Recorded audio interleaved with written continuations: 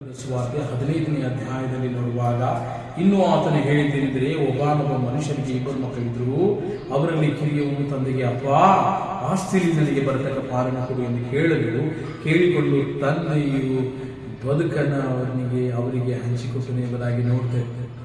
ಆ ಮಗನು ತೆಗೆದುಕೊಂಡಿರ್ತಕ್ಕಂಥ ಆ ಪಾಲಿನಿಂದ ಆತನು ಹೋಗಿ ತನ್ನಲ್ಲಿರ್ತಕ್ಕಂತಹ ಸ್ನೇಹಿತರನ್ನ ಕಳೆದುಕೊಂಡ, ತನ್ನಲ್ಲಿರ್ತಕ್ಕಂಥ ಹಣವನ್ನು ಕಳೆದುಕೊಂಡ, ಆ ಹಣದಿಂದ ಬಂದಿರತಕ್ಕಂಥ ಸಂತೋಷವನ್ನು ಕಳೆದುಕೊಂಡ.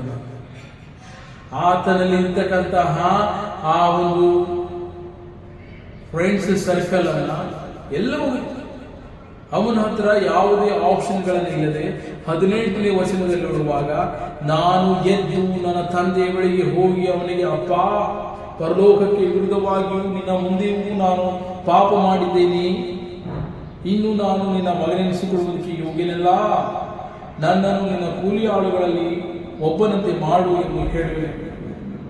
ತನ್ನಲ್ಲಿರ್ತಕ್ಕಂಥ ಎಲ್ಲವನ್ನ ಕಳೆದುಕೊಂಡ, ಸ್ನೇಹಿತರಿಲ್ಲ, ಹಣ ಇಲ್ಲ, ಆ ಹಣದಿಂದ ಬರುವಂತ ಸಂತೋಷ ಇಲ್ಲ, ಆನಂದ ಇಲ್ಲ, ಶಾಂತಿ ಇಲ್ಲ, ಸಮಾಧಾನ ಇಲ್ಲ, ಜೀವಿತದಲ್ಲಿ ಯಾವ ಆಪ್ಷನ್ ಇಲ್ಲದವನಲ್ಲ. ಆದರೆ ಆತನು ರಿಯಲೈಸ್ ಅನ್ನ ಮಾಡ್ತಾನೆ. ನಿನಗೆ ಯಾವುದೇ ಆಪ್ಷನ್ಸ್ಗಳು ಇಲ್ಲದೆ ಇದ್ದಲ್ಲಿ ನೀನು ರಿಯಲೈಸೇಷನ್ಸ್ಗೆ ಒಳಗಾಗ್ತಾ ಇದ್ದೆ.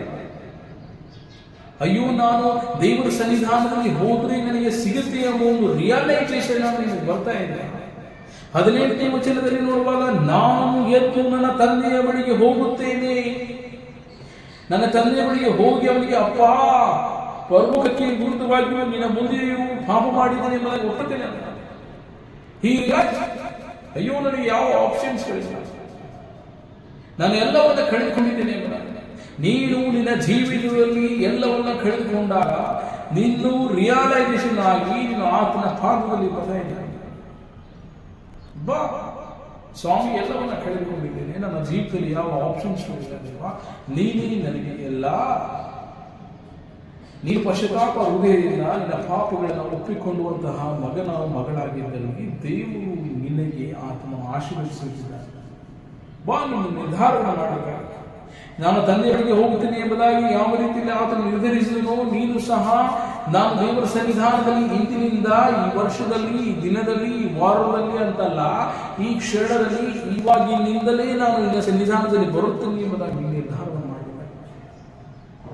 ಆಪ್ಷನ್ಸ್ ಇಲ್ಲ ಎಂಬುದಾಗಿ ನೀನು ಚಿಂತೆಯನ್ನು ಮಾಡಬೇಡ. ನಿನ್ನ ಜೀವಿತದಲ್ಲಿ ಕಳೆದುಕೊಂಡಿರಬಹುದು, ನಿನ್ನ ಸಂಬಂಧಿಕರನ್ನು ಕಳೆದುಕೊಂಡಿರಬಹುದು, ನಿನ್ನ ಸ್ನೇಹಿತರನ್ನು ಕಳೆದುಕೊಂಡಿರಬಹುದು, ನಿನ್ನಲ್ಲಿರ್ತಕ್ಕಂತಹ ಆಸ್ತಿಯನ್ನು ಕಳೆದುಕೊಂಡಿರಬಹುದು, ನಿನ್ನಲ್ಲಿರ್ತಕ್ಕಂಥ ಐಶ್ವರ್ಯವನ್ನು ಕಳೆದುಕೊಂಡಿರಬಹುದು, ನಿನ್ನಲ್ಲಿರ್ತಕ್ಕಂಥ ಸಂತೋಷವನ್ನು ಕಳೆದುಕೊಂಡಿರಬಹುದು, ನಿನ್ನಲ್ಲಿರ್ತಕ್ಕಂಥದನ್ನ ಎಲ್ಲವನ್ನ ಕಳೆದುಕೊಂಡಿರಬಹುದು. ಆದರೆ ನೀನು ಆ ಕಳೆದುಕೊಂಡಿದ್ದರಲ್ಲಿ ದೇವರನ್ನ ಹುಡುಕುವ ಮಗನಾಗಿದೆಯಾನೆ. ಸ್ವಾಮಿನ ಹುಡುಕುವನ.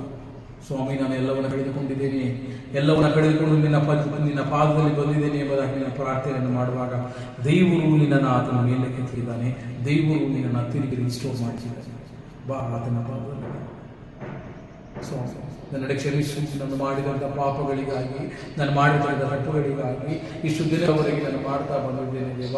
ಮಾಡಿದಲ್ಲಿ ಮಾಡ್ತಾ ಬಂದಿದ್ದು ನನ್ನ ಕ್ಷಮಿಸಿ ಎಂಬುದಾಗಿ ನಿನ್ನ ಮುರಿದ ಹೃದಯದಿಂದ, ಕ್ಷಮಾಪಣೆಯ ಹೃದಯದಿಂದ, ಪಶ್ಚಾತ್ತಾಪದ ಹೃದಯದಿಂದ ಆತನ ಪಾದದಲ್ಲಿ ಬರುವಾಗ, ನೀನು ಆತನಿಂದ ಕ್ಷಮಾಪಣೆಯನ್ನು ಬಯಸುವಾಗ ಆತನು ನಿನ್ನನ್ನು ಕ್ಷಮಿಸಿ, ಆತನು ನಿನ್ನ ರಕ್ಷಣೆಯ ಜೀವಿತದ ಕಡೆಗೆ ಅದನ್ನು ನಡೆಸುತ್ತಿದ್ದಾನೆ. ಬಾ ಆತನ ಪಾದದಲ್ಲಿ ಬಾ.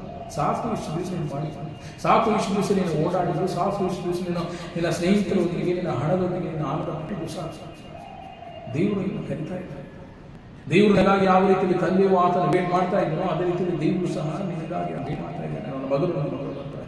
ಈಗ ಯಾವ ಕ್ಷೇತ್ರಗಳಲ್ಲಿ ದೇವರ ಸನ್ನಿಧಾನದಲ್ಲಿ ನೀನು ಬರ್ತೀಯ ಎಂಬುದಾಗಿ ಗೊತ್ತಿಲ್ಲ. ಬಾ, ಬೇರೆ ಆಪ್ಷನ್ಸ್ಗಳನ್ನು ಹುಡುಕಬೇಡ, ಇನ್ನೂ ಆಪ್ಷನ್ಸ್ಗಳನ್ನು ಹುಡುಕಬೇಡ. ಇನ್ನೂ ಇದೆಯೋ ಆಪ್ಷನ್ಸ್, ಇನ್ನೂ ಇದೆಯೋ ಆಪ್ಷನ್ಸು, ಇನ್ನೂ ಇದೆಯಾ ಎಂಬುದಾಗಿ ನೋಡಬೇಡ.